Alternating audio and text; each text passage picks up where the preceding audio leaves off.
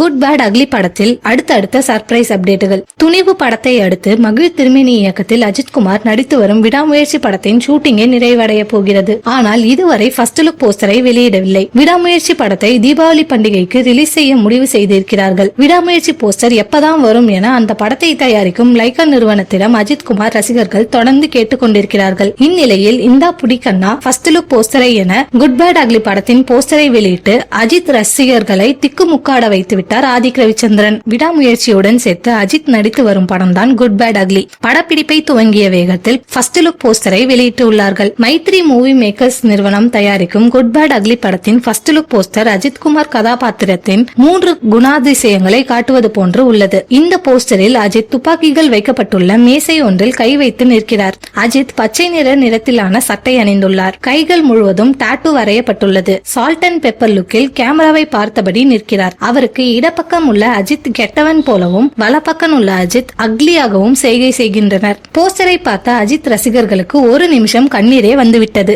இன்னொரு ஸ்பெஷலாக விஜயகாந்தையும் ஏஐ மூலமாக வரவைக்க இருக்கிறார்களாம். ஏற்கனவே அஜித் விஜயகாந்திற்கு அஞ்சலி செலுத்தவில்லை என விமர்சனங்கள் வந்தன.